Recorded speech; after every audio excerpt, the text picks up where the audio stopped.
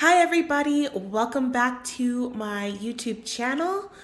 Today I am going to do a fun video on my top 10 tips for how to plan the best vacation no matter what destination you are going to.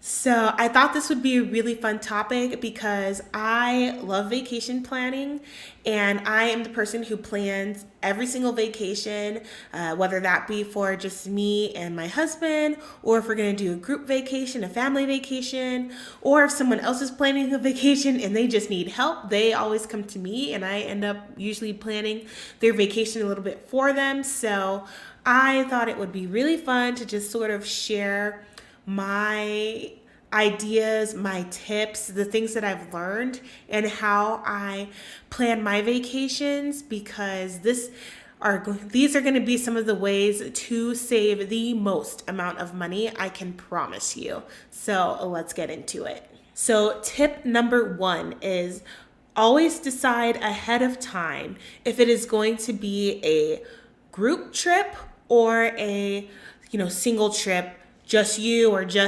and your significant other or something like that. I say this because doing a group trip is one way you can save a ton of money.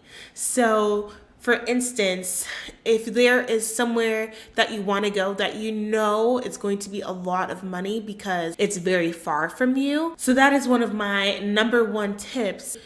As I'm sort of planning out, I kind of vacation plan for the next few years, just kind of, not that that's going to be something that we actually do, but sort of my ideas for the next few years of what I kind of want to do. And as I'm planning those things, I think about, okay, I think we'll want to go to California, and that's really close for us. So that's something we can easily do on our own, or going to Vancouver, Canada, because it's very, very close. Or maybe something like a cruise where no matter what you're paying per cabin, you can save a little bit by doing group trips, but not really as much. But I want to take a trip to New York across country, or I want to take a trip to Tokyo.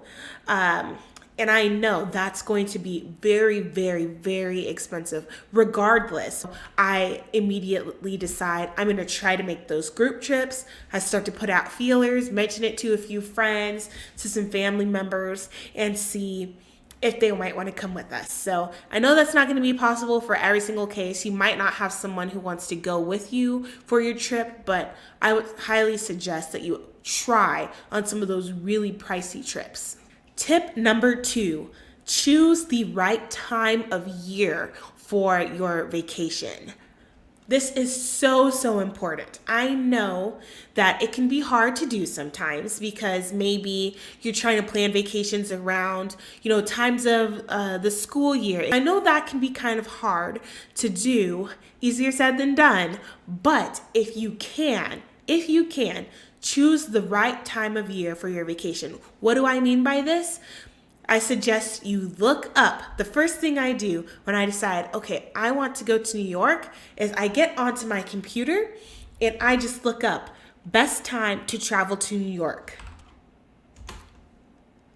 Just go ahead and click on one and read what they say. This is important because these articles are going to tell you the best weather. Like, let's say you're going to some place that gets natural disasters. You don't want to be going during that time of year. Or maybe you're going to a place that has a lot of tourism during certain times of the year, right? Sometimes the crowd level might affect the hotel prices, right? So maybe you want to look and see, when am I going to have the best time to visit on a budget, because this will be the cheapest time to visit for the year. Maybe there's a certain thing that you want to see, such as cherry blossoms in the spring or something like that. I've seen so many videos. One of my favorite YouTubers, right? They took a trip to Europe. They wanted to go and visit the theme parks in Europe because they love theme parks.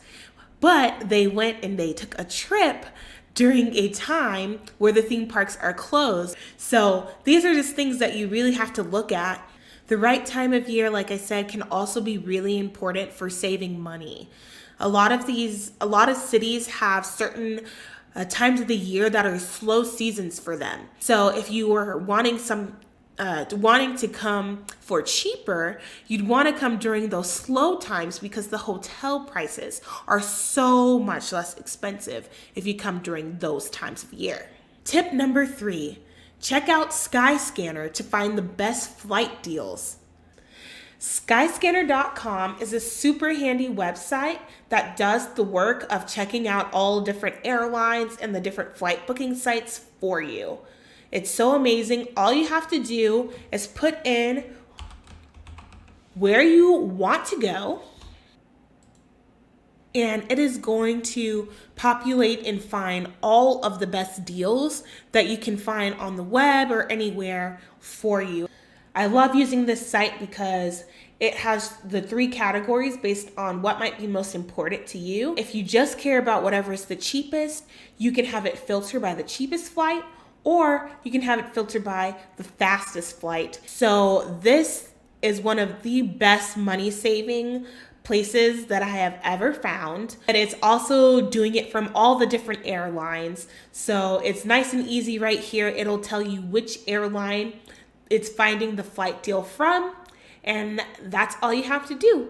Once you find the deal that is right for you, you can just go ahead and select that, and it is going to pull up all of the options where you can book this flight through.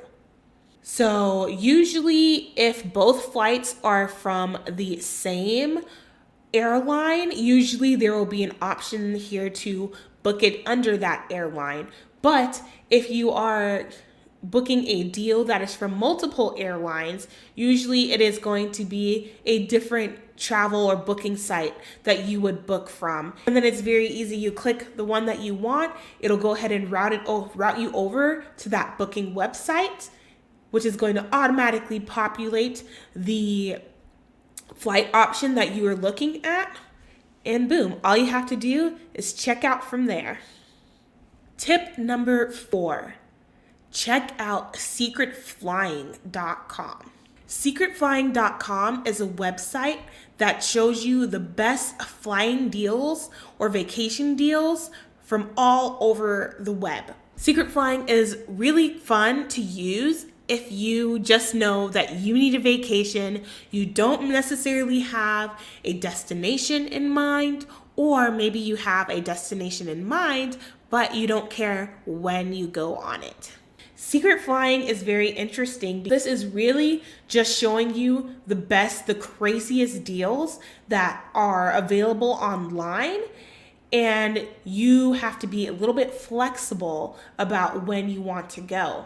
Sometimes you can find super crazy deals on here. Some ways that you can look at different deals, you can look at flights by country or region. So let's say you know that you want to take a trip to Europe. You can sort of sort by European trips, and then you just have fun scrolling through all of the deals until you find something that sounds great or perfect for your vacation needs. Let's say you want to sort by the USA. Sometimes it's going to show you flights that are domestic flights, like this really great deal to fly from Phoenix to Hawaii for $258. Or sometimes it is going to show you flights that go from a US destination or a US city to a foreign destination. For instance, maybe I'm looking to go to Rome, Italy. I can find an amazing deal to go from New York to Rome for $356 round trip. And it's going to show you some example dates for when you could get this deal for. And when you click on it, it's going to route you to the site where it found that on. Sometimes it might be Skyscanner. Sometimes it might be, Expedia or book.com, booking.com. Wherever it is that it's finding that deal, it's going to go ahead and send you over there. Again, with everything already populated for you. And then all you have to do is go ahead and click on that deal that works the best for you, as we showed before. And you can go ahead and get yourself booked. Again, the only caveat to this booking tip is that it's not necessarily going to be from your destination, to that place. So what you're most likely going to have to do is go ahead and book a separate flight, maybe using Skyscanner, to go from where you are located to that deal start place to get there. And then from there, you can go from that place to your final booking destination. If you really are trying to find a deal that leaves from your city, they do have a search area. It's not going to find tons of deals because really the deal is based on where they can find. But you can still always go ahead and check and see if they have something here that could work for you. Up from Las Vegas to somewhere I might be interested in, it's only found one possible deal. But still, you might get lucky and be able to find something, especially if you live in a bigger city. Sometimes it can be really cool because it will show you some different departure cities that you can still get a good deal from. Tip number 5.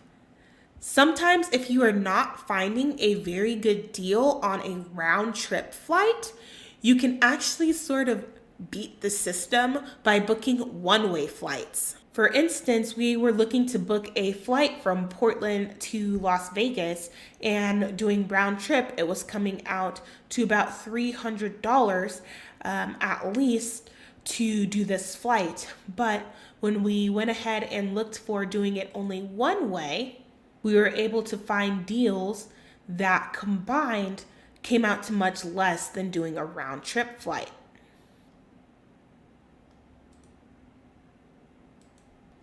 See, so as you see with that example, we were able to book 2 one-way flights that came out to about $150. So half the price of actually booking that round trip flight. Tip number 6, book your trip around low fare calendars. Low fare calendars are typically pretty easy to find. So all you have to do is go ahead and put in the destinations that you are looking to get to. Again, it's best if you can be slightly flexible, though this doesn't require quite as much flexibility as using some of the other websites do. You just need to be flexible within a couple of days usually. Looking at this fake possible trip that I'm looking at or that I'm planning during this video, if I leave on the Monday, you can save about $20 leaving on the Monday versus leaving on the Sunday. But this is always one of the first steps that I like to do when I'm planning my vacation, definitely before I book any hotel rooms, because I find typically that there's more fluctuation in the flight prices than there are in the hotel prices. Don't quote me on that, but that's just what I have observed through my years of doing all the vacation planning. Look at the low fare calendars and see what are the best flight dates for you to choose from that save you the most amount of money, and then go into the process of booking your hotel room around that low fare calendar. Tip number 7, use the book now, pay later feature as much as you possibly can. I always use this tip, you guys. So as I'm going through and I'm looking at, the hotel that I want to book, I really like to use that book now, pay later feature because it allows me the flexibility to be able to change my dates if I'm not 100% set on them. Let's say I went ahead and booked my hotel originally based off of the flight deals that I was seeing at the time. Sometimes those flight deals change. And if I had already booked my hotel way in advance, which I pretty much always do, now that I'm ready to go ahead and book my flights, it turns out I can get a better flight deal if I change my dates slightly. So I'm going to go ahead and change my hotel. And if you've used the book now, pay later feature, which usually also includes that it's a refundable trip because you haven't paid anything. So usually that works. It goes hand in hand. You don't have to worry about having to try to wait for a refund or fight them on that refund or anything like that because you never paid for it. If you're someone who likes to pay over time and you really wanted that hotel payment out of the way, you might not like this as much, but it really does allow you like the flexibility. This is also just a really good tip because even within the hotels, maybe sometimes it's, say, Black Friday, or the hotel site, booking site is having a deal, or the hotel maybe is at low capacity for your travel time, so they enter a new deal into the site. It has happened multiple times where I have booked something, say 7 months out, for what was already the best deal at the time, and I was really happy with it. But I'll still keep checking in every couple of months. And then when I do that, I notice, oh, they're having a sale right now, and the deal is actually $200, $300 less. Well, because I did the book now, pay later feature, it's so easy for me to just go cancel my old reservation with no penalty, no fee, and then go ahead and book, even if it's that same hotel, over again with the new deal. It's just so simple and easy to just go on there, cancel, and then rebook it with that better deal. Tip number 8, use discount sites for booking your activities. I feel like most people know to do this one, but I don't know, maybe not. I feel like it usually occurs for people to do that for, say, theme parks or something like that. But I feel like a lot of people don't think to do it for, some of the, less main attraction or less big ticket items, because you don't think that there might be discounts there. But trust me, there probably is. A lot of the times employers have these discount sites as part of your employee perks, but it's something a lot of people never actually use. But I definitely always have. So I had this one that I still have access to, even though I stopped working at one of these employers literally years and years ago, but I still have access to my site. And they're so great because they constantly have some sort of deal going, and they have tons of different locations. You can easily go on here and look based off of your location. Say you're going to some theme park, they've got not only the big sort of theme parks that we might think about, but also some of the, less known or the less traveled to theme parks. For instance, here you can save 38% on Knott's Berry Farm, or 50% off Knott's Berry Farm. Discount sites are also pretty good because they won't have just, say, theme park tickets. They'll have hotels or rental cars, different things. They even do movie tickets.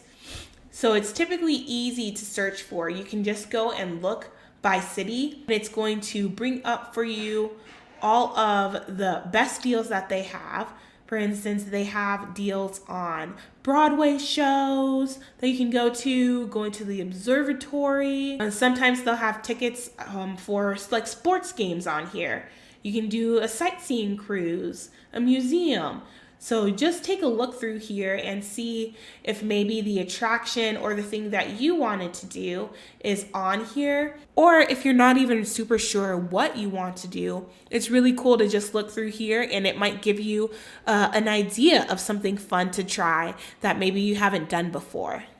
If you don't have access to a sort of work related or employee related company site for discounts, don't even worry about it. I still got you.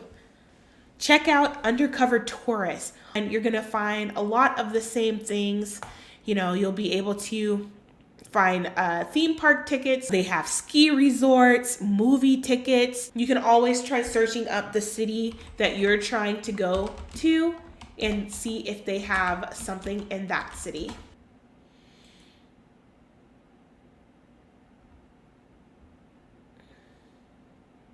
Lastly, the other sort of discount site that you could always look at to find tickets are City Pass tickets. City Pass can be pretty cool because a lot of the times, and each one can sort of work different. So you want to go and look at which city you're going to.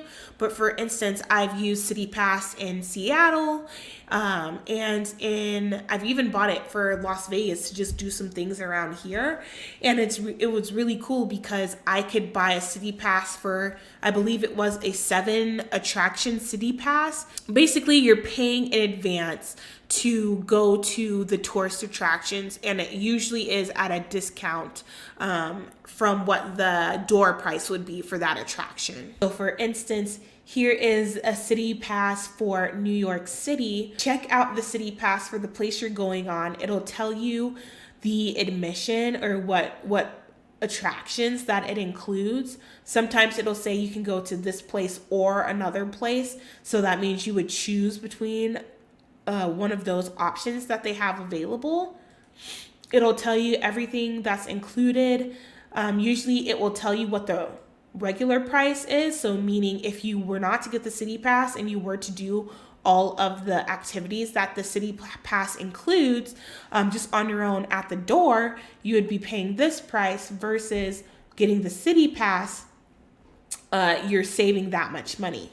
Right here, it's telling you what is the price at the door of all of those activities. So you can really see the savings that it will give you.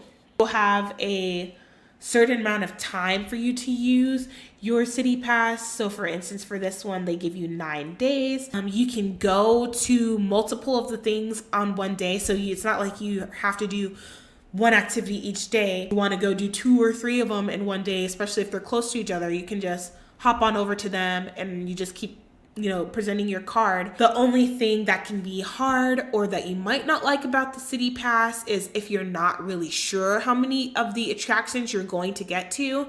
That's why I didn't end up using it when we took our trip to New York, was because I knew that we wanted to try to hit like the Empire State Building and a museum and those types of things, but I wasn't sure that we were going to have time for all of them. Also, you'll just want to check and see again what attractions it includes, because for instance, the New York pass didn't include things that we thought would have been on there, like say the Statue of Liberty. And since it didn't include some of the things that we were planning to do, we just decided we didn't need it. Tip number 9.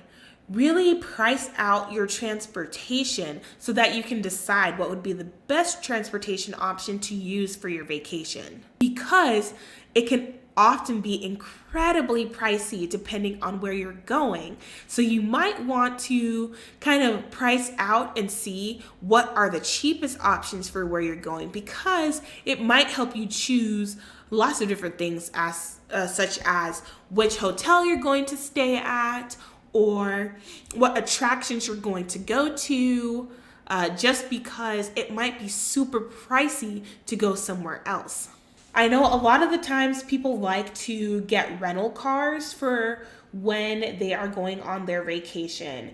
Rental cars are not budget friendly, especially because, it'll say something that looks really nice up front, but then you go and you get there and one, you're having to pay for gas mileage, whatever fees that they have ends up coming out to way more expensive than what it will tell you. When it says $25 a day, sometimes that sounds more reasonable than what you're actually gonna do. I highly recommend you actually go and look into the transportation options for the city that you are traveling to, instead of just automatically booking a rental car.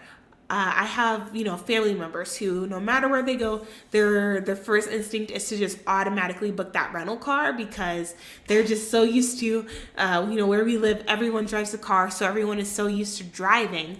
But depending on your location, it might not even be a drive-friendly place. For instance, going to New York, right? A lot of people just walk, it's very hard. Maybe you're not used to driving in such a rowdy, traffic-ridden place. A lot of times that place might have really awesome public transportation options, such as subways or trains or buses that are, one, very quick because they're so efficient, and 2, way more budget friendly. I've been to, again, places like Seattle, where you can just buy that amazing bus pass that they have, and you probably only spend $25 for your whole trip. You also have to think about, if you're trying to get a rental car, Did you look into the parking fees that you might have to face? You know, when you're booking your hotel, a lot of hotels do not do free parking, right? So sometimes you're looking at $30, $45. If you're going to California, you can be paying $45, $50 a day just to park your car. That can really ruin your budget if you're trying to be budget friendly. I mean, that's more than what your car was supposed to be per day. When you're picking your hotel, look at the activities you're most interested in doing and plan your hotel around those activities.